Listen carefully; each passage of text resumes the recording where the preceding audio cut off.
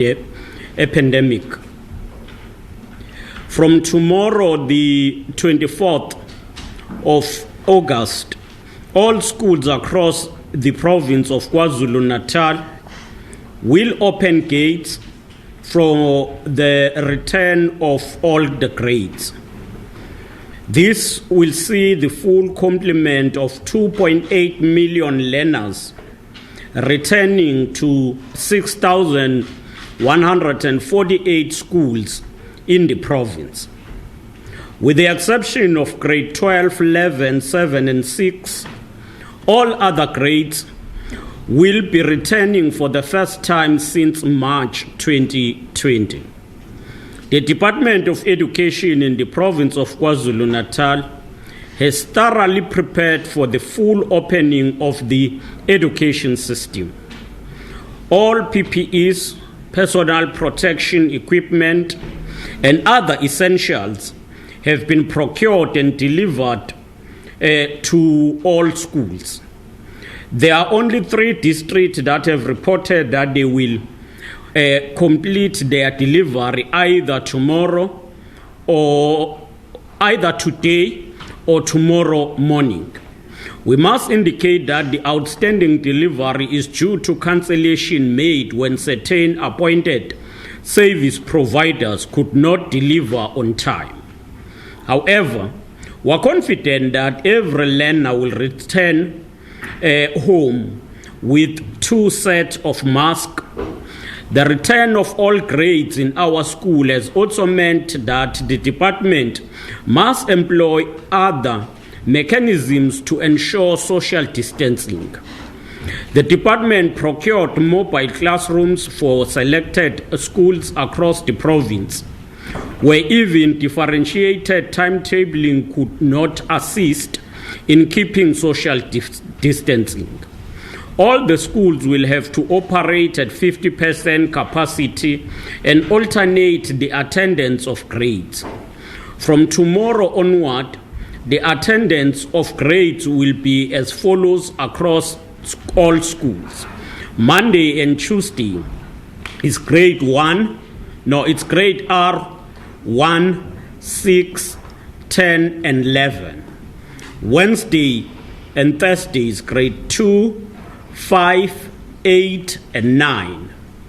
Friday, grade 3, 4, 10, and 11. Beyond this week, the schools will then apply their differentiated timetabling based on their individual circumstances. We further emphasize the point that the safety of learners, teachers, and management team it remains a priority in everything that we do, and we will not compromise the standard. On the provision of water, the consistent provision of water to all schools continues to be a priority for the department, working with municipalities. As part of ensuring a sustainable solution, the department has started a program of drilling boreholes in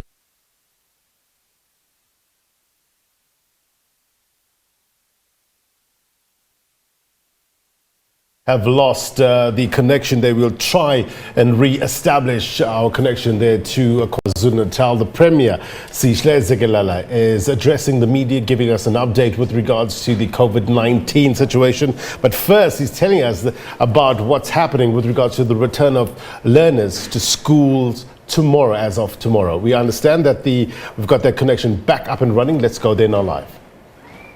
Is to cover all schools in KwaZulu-Natal. On the National Schools Nutrition Program, the department has identified a number of improper kitchen structures in a number of schools across the province, which have become a health hazard to learners and food handlers. Consequently, the department has procured 317 kitchens for the prioritized schools, and the delivery is already taking place.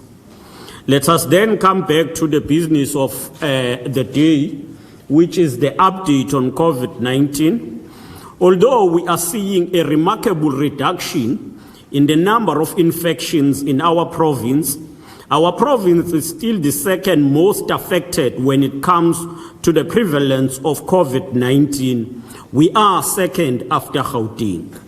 Since last Saturday, KwaZulu-Natal registered 4,713 new cases and 276 deaths.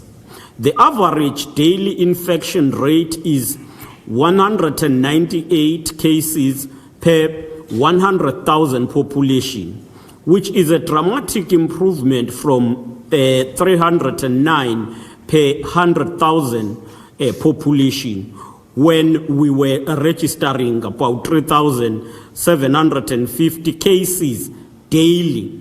And it shows that the daily cases is decreasing.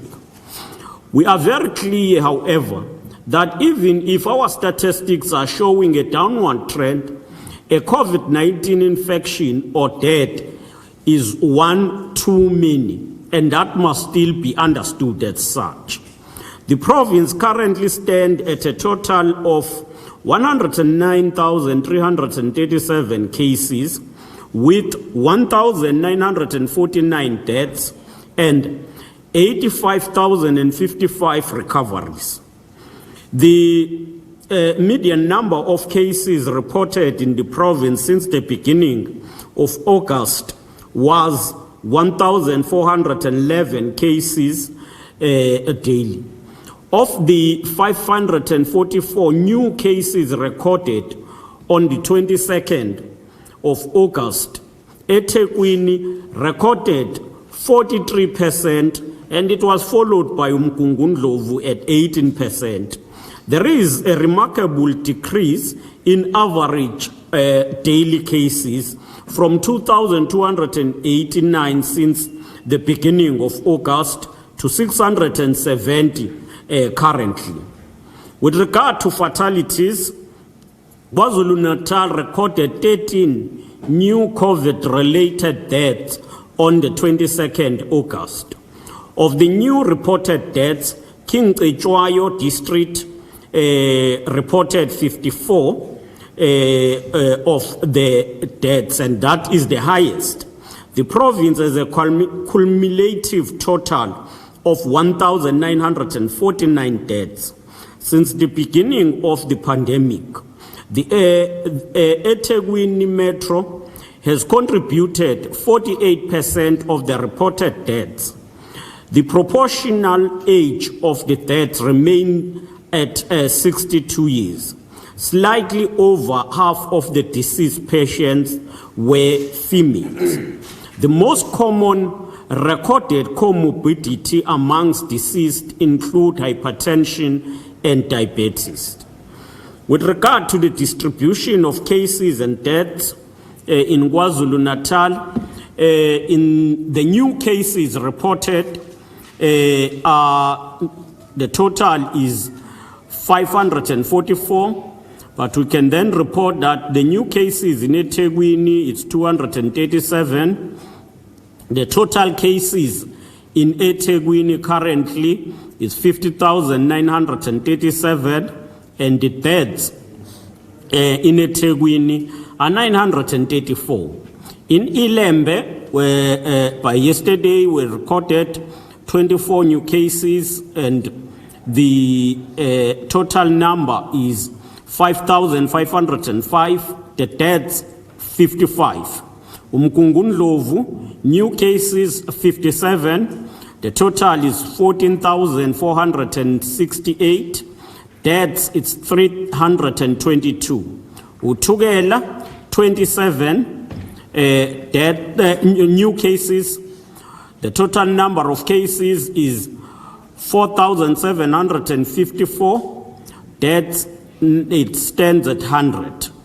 King Cetshwayo, new cases 98, the total number of cases 8,745, and fatalities is standing at 176. Uku, 16 new cases recorded, the total number of cases is 4,442, 82 recorded deaths. Amajuba, 30 new cases, 6,225 total number of cases, and they've recorded 98 deaths. Umkhanyakude, 18 new cases, 2,189 total number of cases, and 43 deaths. Hirikwala, 8 new cases, 2,143 total number of cases, and 49 deaths. Zululand is 19 new cases, 4,548 total number of cases, 44 deaths. Mzinyati, 4 new cases, 2,408 is the total number of cases, then 48 deaths. So that will then have 6 cases that are not allocated in the province. So if all is calculated, the new cases by yesterday is 544. Total number of cases in KwaZulu-Natal since the outbreak of COVID-19, it's 109,332. The deaths are 1,949. Even though the number of cases seems to be going down, we are still very concerned about the number of patients who are not presenting themselves early enough to healthcare facilities. We appeal to all our people to know that COVID-19 is not a death sentence. The highest number of recoveries confirm that with the early detection, lives can be saved. In the same breath, we would like to urge those who manage both public and private institutions to ensure that they leave no stone to chance and sanitize and decontaminate public areas regularly. In terms of incident risk by district per 100,000 population, the overall incident risk for the KwaZulu-Natal has been declining since the beginning of August and currently stand at 198 cases per 100,000 population. eThekwini district has been receiving a proportion of 662 cases daily. Umgungundlovu district has been receiving a median of 170 cases daily. Amajuba district has been receiving a proportion of 82 cases daily. Worryingly, King Cetshwayo district continue to be the district with the highest infection rate with 361 cases per 100,000, followed by eThekwini. At least 6 districts have an incident risk of 100 cases per 100,000 population. In terms of admission and isolation in hospitals, on the 22nd of August, the province had 1,449 patients admitted in both private and public hospitals. 71%, which is 1,029, were in private hospitals, while 29%, which is 420, were in public hospitals. Of those admitted, 294 patients required intensive care services, and that is 20%. Private hospitals had more patients in ICU than public hospitals. In fact, private had 87 in ICU, and the public had 13% of patients in ICU. Among those required intensive care, 53% were ventilated. Other patients were admitted in high care unit in both private and public facilities. Inkosi Albert Luthuli had majority of patients admitted in intensive care unit. Majority of ventilated patients were admitted also in Inkosi Albert Luthuli. Out of the 5,800 85 healthcare workers who have been infected with COVID-19 since the beginning of the pandemic. More than 60% have recovered, and we would want to commend that. Of the total infected, just 1% have unfortunately succumbed to the disease.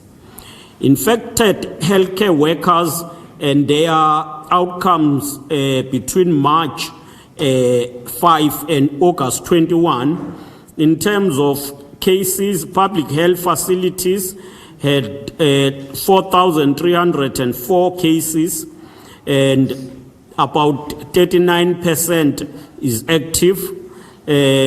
Private health facilities had 1,581, and 18% is still active. The number of deaths, public health facilities had 50 deaths, while private health facilities had 77 deaths. In terms of recoveries, the overall proportion of recoveries for the province is 78%, which is 85,055. We also want to take this opportunity to wish and congratulate Prince umntwana wakwaphindangene inkosi uMangosuthu Buthelezi on his recovery from COVID-19. His illness had been a great concern for us as the province, especially given his advanced age. We are therefore immensely grateful to the Almighty for answering our prayers and giving him the strength to successfully fight the disease. He is also turning 92 on Thursday this coming week, and we wish him a happy birthday in advance. We also wish all other healthcare workers a speedy recovery, those who are affected. In terms of the impact of the inter-provincial travel, we are very pleased to see hotels and conference centers reopening their doors and accepting customers alongside the restaurant and other places and sectors that are now back in business following the easing of the national lockdown. While it is still too early to speak about the impact of this, we are seeing indications that the economic activity is on the increase from these key sectors of our province. As we all know, the tourism and hospitality sector is among the biggest contributors to the job creation. We wish to urge those who run these establishments, as well as their visitors, not to compromise when it comes to COVID-19 safety precautions. We will, as the province of KwaZulu-Natal, sooner be launching our economic recovery plan that will be our lodestar as we rebuild our economy and strive to create more jobs for our people. At the same time, we want to take this opportunity and remind our fellow compatriots that COVID-19 is still a part of our life and that the national lockdown has not ended. We are closely monitoring the impact of inter-provincial travel, which effectively means that there are now more vehicles on our roads, as well as relatively more free movement of people as the economy increasingly open. This carries with it a high risk of person-to-person transmission. People may be tempted to think that COVID-19 is no longer a threat, which is very far from the truth. As we have said before, a second and a strong wave of COVID-19 infection is something that we cannot afford. We have seen this in other countries, and we must learn from such painful experiences that they've gone through and try to do all we can to avert the second wave. As we conclude, we appeal to our people to fully embrace our new normal and exercise caution at all times. Non-pharmaceutical interventions are our greatest weapon against COVID-19. Wear your mask wherever you go to the public. Sanitize or wash your hands with soap and water, and keep the 2-meter social distancing at all times. Do not engage in risky behavior. As individuals, we are now the only ones that can make the difference. Let the compliance with the regulation to fight COVID-19 be part of our DNA. Whether you are young or old, we are all still at risk of being infected with COVID-19. Hugs and kisses are still form of risk behavior. Let us protect ourselves and protect our people, especially the elderly and those with comorbidities. We also appeal to people to continue taking their medication for chronic illness, such as diabetes, HIV and AIDS, among others. We appeal to employers to allow people with proven comorbidities to work from home, and to families to minimize contact with the elderly, as they are presently a high risk of being infected. Government has worked hard to create thousands of beds for quarantine and isolation in record time. There is still a lot of space available. So if you notice any symptom of COVID-19, please do not delay. Reach out to a healthcare facility so that you can be screened and tested as soon as possible. These symptoms may include fever, dry cough, tiredness, or loss of smell or taste, among others. It is important, it is much better and important to be quarantined or isolated at a government facility than at home, because should COVID-19 related complications set in, if you are in the healthcare facilities, it will be better and easy to get help within the close and short space of time. The contact details on how to get yourself booked in one of these facilities are available on the website of the Department of Health, which is www.kznhealth.gov.za. And it is also available, the contact details are available on the social media pages of the department. This is not time to be complacent, nor time for risk behavior. It is now in our hands to work together to beat and conquer COVID-19. I thank you. Thank you very much, Honorable Singer. We move to questions. I'll start with the colleagues that are here. Mr. Ryan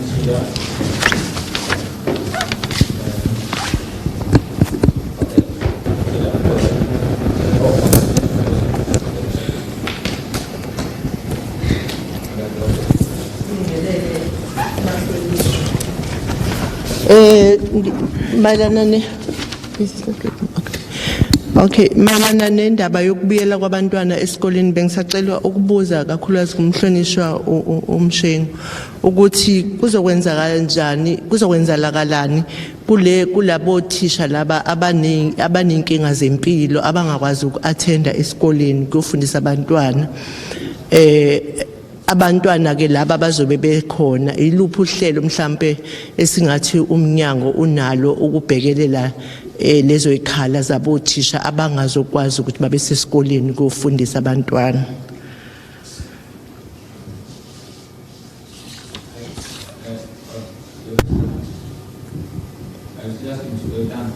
I wanted to ask something.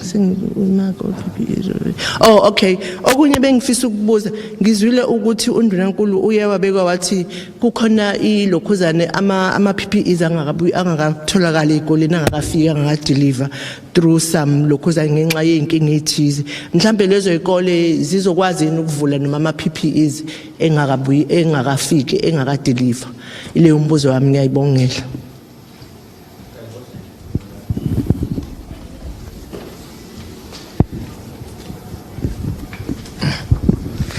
I want to deviate a little bit from the briefing. There was an investigation that was being done by the Premier's office with regard to the PPEs. Can the Premier maybe update us on that investigation and what has happened to the employees who might have been implicated maybe in the procurement of that of those PPEs?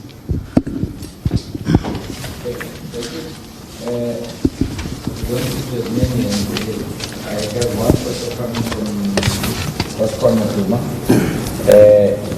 can I please have this question asked to the Premier Education? Will all schools be able to welcome additional grades tomorrow? Is there any update on the substitution of teachers with comorbidities? If so, how many additional teachers are being recruited?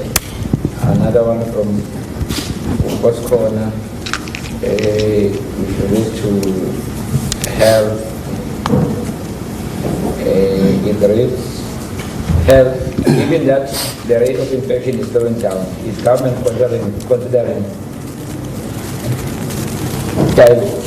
diversifying or disinvesting from some quarantine and isolation sites in a bid to save costs?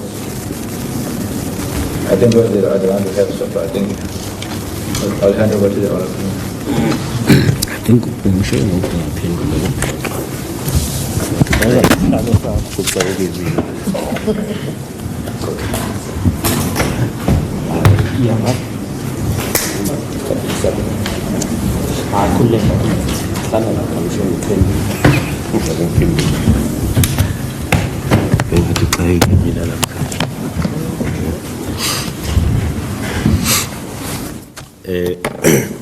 well, good afternoon, Premier, Mrs. Melane Zulu, and all the colleagues.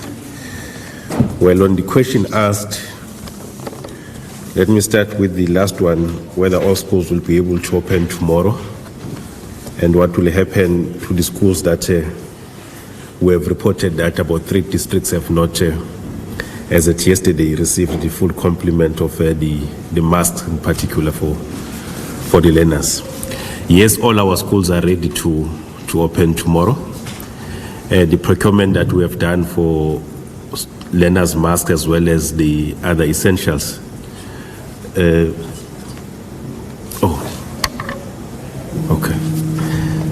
Has actually been made so that all the schools are covered. Let me explain the outstanding districts. We have had a problem where the appointed service providers actually turned out that they were not ready to deliver. Some of them indicated that they can only deliver next week because they don't have stock. Others were still waiting for the material. Others indicated that they were still awaiting for the approval of funding for them to be able to do work. Unfortunately, we could not wait for such because we have our own target as a Department of Education. So those were forced cancellations, and then the department had to enlist other service providers to then deliver on the outstanding masks in particular.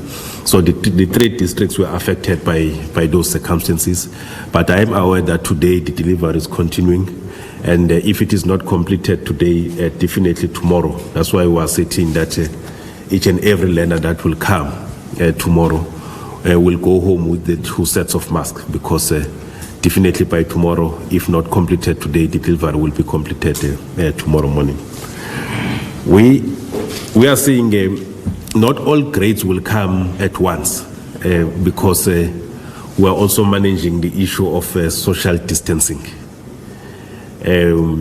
Tomorrow, we are expecting, tomorrow and Tuesday, we're expecting grade 1, grade 6, grade R, grade 1, grade 6, grade 10, and grade 11. So those are learners that will be in school tomorrow and on Wednesday. So if you are doing grade 2, don't come to school tomorrow. If you are doing grade 5, don't come to school tomorrow. If you are doing grade 8, don't come to school tomorrow. We're expecting grade R, grade 1, grade 6, grade 10, grade 11.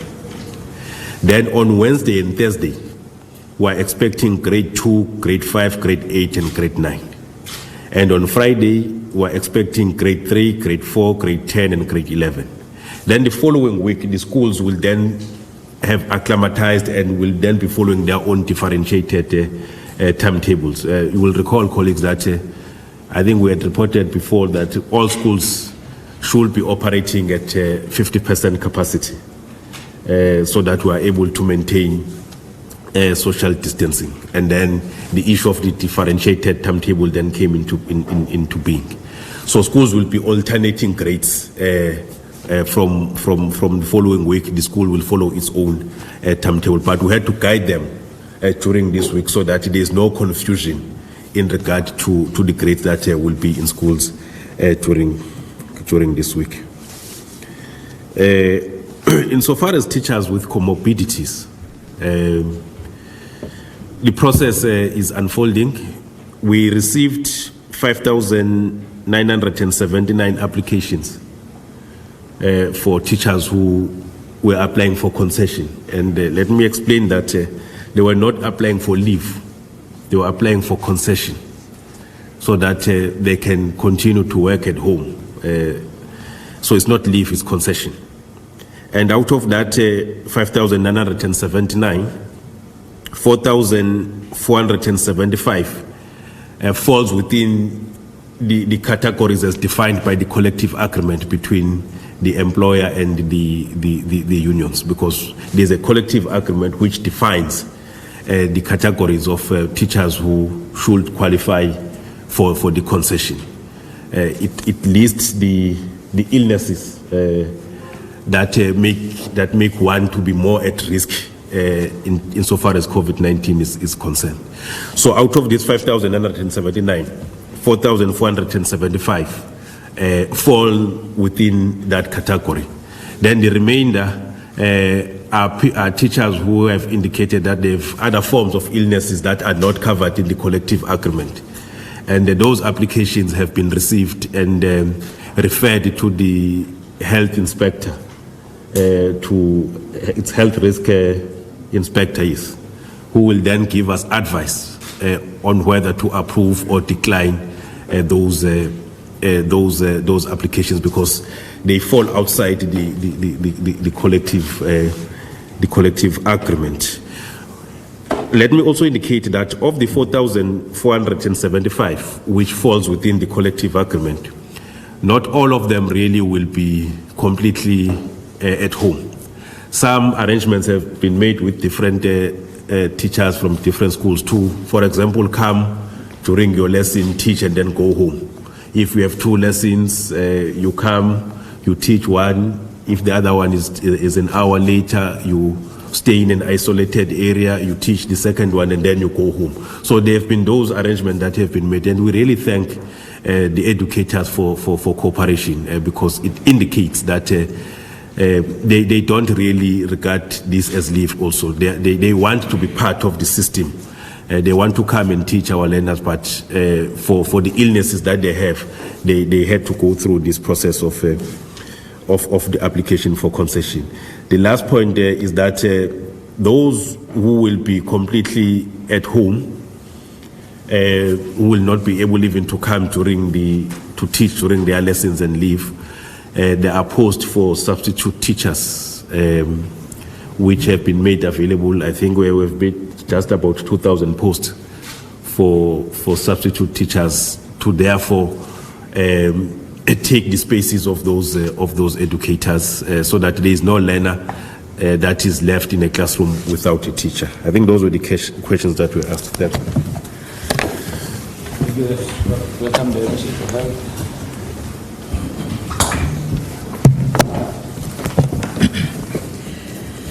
Good afternoon, ladies and gentlemen. Afternoon, Premier, MEC KwaZulu-Natal, all colleagues that are here today.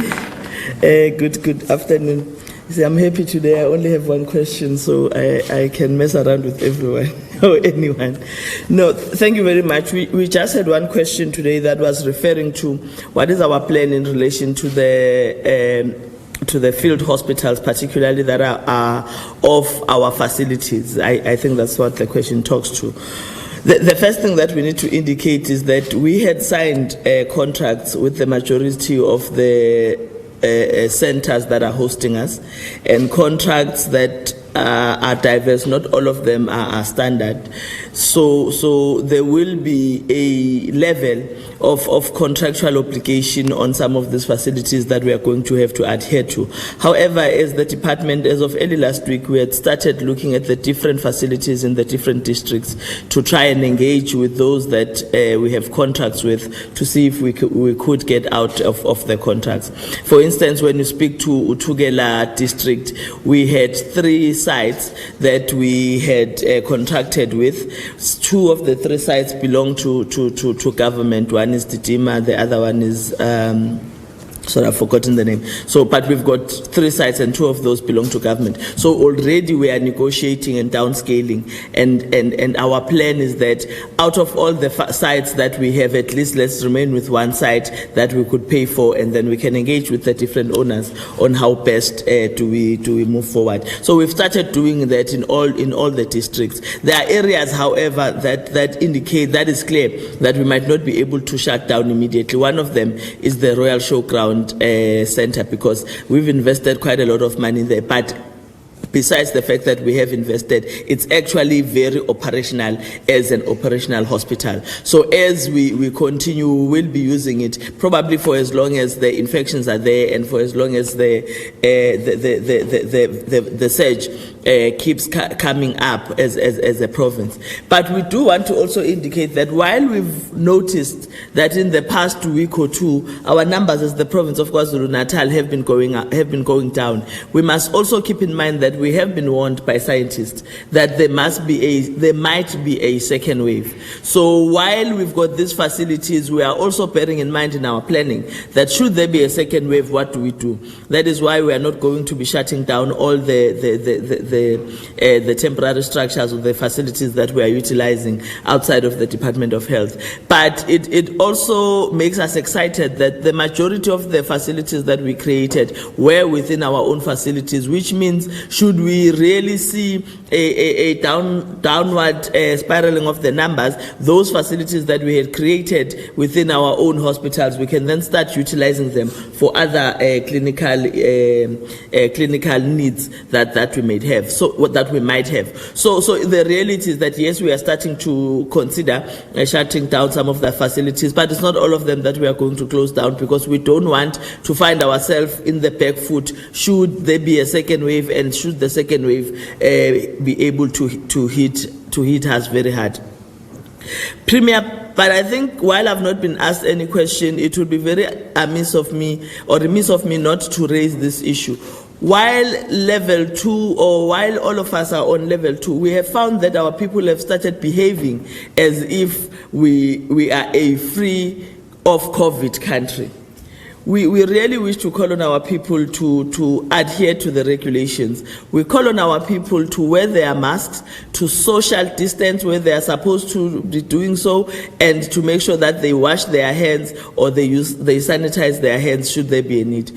In other areas, particularly areas that are owned by business people, we sometimes have seen in the past couple of days that not all restaurants, not all people who are selling alcohol are actually adhering to the regulations. We really call on our people, particularly on business owners, that let's call out their conscience to make sure that while they proceed with the activity, their economic activity, which is by the way necessary for the province and themselves, but let's make sure that the regulations that have been put in place are actually adhered to, because should that not happen, it means in the next few days we are going to again see an upsurge of people that are infected, and I don't think that is what we want as a province of KwaZulu-Natal. Thank you very much, Bamnakas. Thank you. Let's welcome the Premier, the Honourable Premier, who is going to respond and summarize for us in Zulu. Thank you.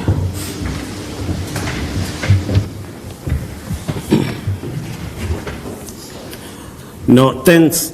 With regard to the question about the investigation on PPEs, we must report that the investigation we did was with regard to the Department of Social Development, and those who were found involved are now suspended and are going through disciplinary actions. The rest was to present a report in detail. We presented a detailed report of the procurement that has been done by all departments, and that is still available on our website. And having answered that question, and to summarize in Zulu, siyafisa uqala ngokubonga abezindaba ngomsebenzi abewenzayo ukuqhubeka njalo besilekelela ukuxhumana nomphakathi nokufundisa abantu ngale challenge esibhekene nayo ye-COVID-19. Kusasa mhla ka-24 ka-August, izikole zonke zalapha KwaZulu-Natal zizobe ivula ukuthi bonke abafundi babuyele esikoleni. Abafundi abangapheka 2.8 million bazobuyela ezikoleni ezicela ku 6,148 la KwaZulu-Natal. Kodwa ukubuyela kwabo kuzoshiyelana ngoba kuzoba nama-grade abuyela kusasa, abanye babuyele ngoLesithathu, kuye ngokuya ngokwe-schedule esibekwe i-department nezikole ngokuhambisana nokuthi i-department izilungiselele kangakanani. Kodwa siyafuna ukureport ukuthi umnyango wezemfundo KwaZulu-Natal usuwenze konke okufanele ukulungiselela ukuthi abantwana babuyele esikoleni. Singaqinisekisa ukuthi umntwana ozoya esikoleni kusasa uzogoduka enama-mask amabili, futhi esefundisiwe ukuthi ama-mask kudinga wasebenzise kanjani nokuthi awafake throughout i-period yokuba sesikoleni azabuyele ekhaya. Singaqinisekisa futhi ukuthi umnyango wenze konke okusemandleni uqinisa ukuthi amanzi ayatholakala ezikoleni. Enye yezinto umnyango wezemfundo oyenzile ukuthi ufake ama-boreholes ezikoleni lapha KwaZulu-Natal. Izikole ezicela ku-600 seyihlonzwe ukuthi zizofakelwa ama-borehole ngokushesha. Kanti umnyango uyaqhubeka ukuhlonza ezinye izikole ukuthi zinazo yini indawo ezinamanzi ngaphansi la ungasetshenziswa khona uhlelo lwama-boreholes ukuze kutholakale amanzi. Umnyango ucontracte i-Department yakwa-Public Works no-IDT ukuthi bakwazi ukwenza lo msebenzi. Ngokunjalo sibonile ukuthi ezindaweni eziningi ukunikezela ukudla bekwenziwa ezindaweni ezingekho esimeni esigculisayo. Yingakho futhi umnyango ubuye wa-prioritize ukuthi akuthuthukiswe kumbe kulethwe ama-mobile kitchens kuzo zonke izindawo la kubonakala khona ukuthi isimo asisihle. Ngokweyinamba zokutheleleka kwabantu bakithi nge-COVID-19, singasho nje ukuthi izolo ngomgqibelo umgqibelo lo womhla ka-22 si register ama cases angu 4,713 new cases kusukela ngomgqibelo odlule. Okusho ukuthi ukunyuka kweyinamba nokho akusekho nzima kakhulu ngoba bekuvame ukuthi ngosuku sireporte izinamba ezithi asibheke ku 3,000. Njengamanje sinabantu abangu 2,276 abasishiyile kuyisukela ngesonto elidlule kuze kube umgqibelo wayizolo ngenxa yalesifo se-COVID-19. Ngokwezibalo zizonke abantu asebetheleleke ngalesifo kusukela ngoMarch kuze kuzoba uAugust bangu 109,332. Kanti abantu sebeshile emhlabeni ngenxa yezifo ezixhumene nalokhu bangu 1949. Siyajabula ukubona ukuthi u78% wabantu urecovered. Uma sithi u78% ngokwezibalo eziphelele abantu abangu 85,055 asebe recovered. So i-recovery rate yethu yinhle kakhulu, kodwa noma kunjalo siyafuna ukusho ukuthi asikakaphumi engozini. Wonke umuntu salindeleke ukuthi alandele imigomo ngokuyikho. Kusiphatha kabi ukuthi kengicetshwayo uma ubheka inamba ireport inamba ethe ukuba phezulu kakhulu, kanti futhi nakuma deaths ireporta ukushona kwabantu okuthe ukuba phezulu kunamanye ama district.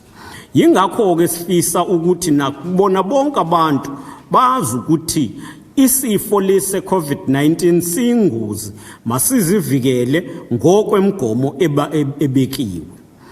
Ngasho ukuthi ama cases esewonke, ama cases esiwathole izolo angu 549, kodwa izibalo zonke zabantu nje asebeke batheleleka zingu 109,332 with 1,949 deaths, abantu abashile emhlabeni abangu 1,949. Siyafisa ke ukugcizelela, siyazi ukuthi njengamanje ukusebenza komnotho sekuvuliwe. Siyabonga ukuthi amahotela, ama-restaurant ney'ndawo ey'hlukahlukene ebeyivaliwe seyivuliwe. Kodwa siyagcizelela ukuthi lokho akusho ukuthi impilo isishintshile yabuyela esimeni esidala. Instead, kumele manje sifunde ukuthi sizophila nalo leli gciwane liphakathi kwethu, kodwa kuye ngokuthi sizivikela kanjani. Siyafisa abantu abasebenzisa uphuzo ukuthi uphuzo oludakayo abalisebenzise responsible, nabalidayisayo mabaqhekele ukuthi balidayisa ngendlela futhi bayabagcizelela kubantu ukuthi balisebenzise ngendlela ey'ndaweni ezifanelekile. Umuntu angaphuzi angene emotweni adrive, umuntu angaphuzi ahamba ekhaya ayohlukumeza abantwana nomama. Siyacela futhi ukuthi abantu abazwa benama symptom impawu zokuphathwa yilesifo seCovid-19 basheshe baye ezibhedlela eziseduze nabo.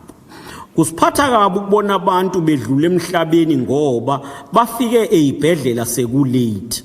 Siyagcizelela lokhu njengohulumeni silungise izibhedlela eziningi lapha KwaZulu-Natal and sisenembhede eminingi yokuthi sikwazi ukuhlenga impilo zabantu abahaqekayo ngalesi sifo.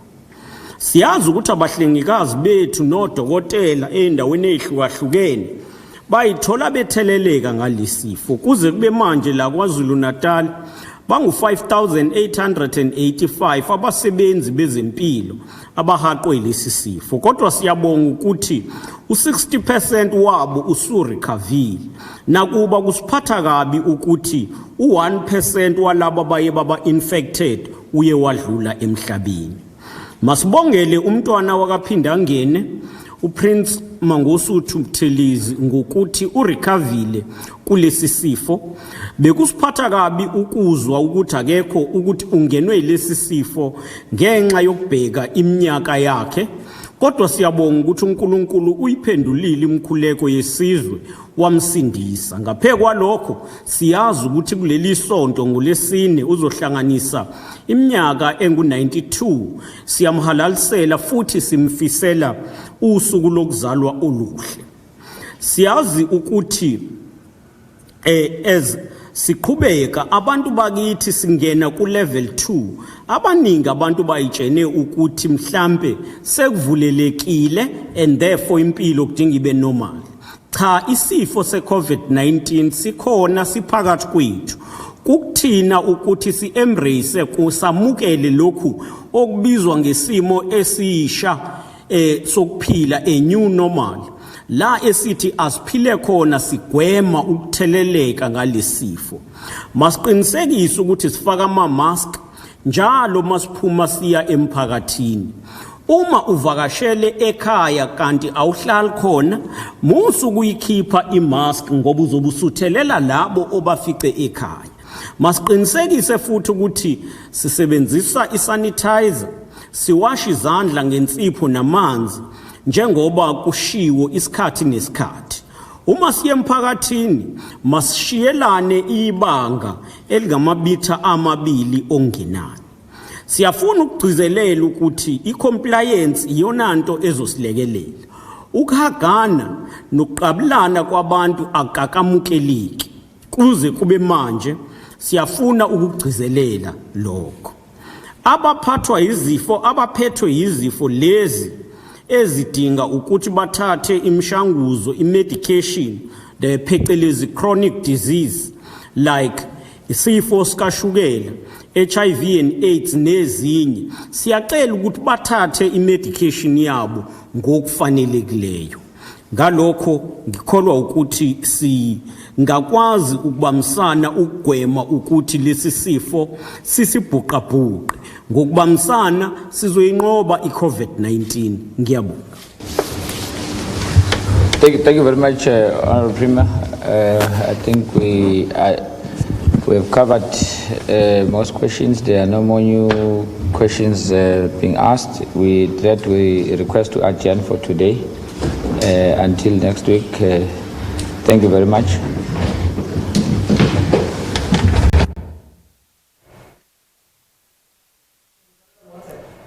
Right, there you go. The Premier of KwaZulu-Natal giving an update with regards to the situation around COVID-19, saying that kissing is still not allowed. I guess he's emphasizing the fact that we still need to maintain, the social distancing, especially out in public. Still wearing the mask. It's very, very important. Since last Saturday, in fact, KwaZulu-Natal registered 4,713 new cases and 276 fatalities. The daily average infection rate is 198 cases per 100,000 population, which is a drastic improvement, so says the Premier, from 309 per 100,000 population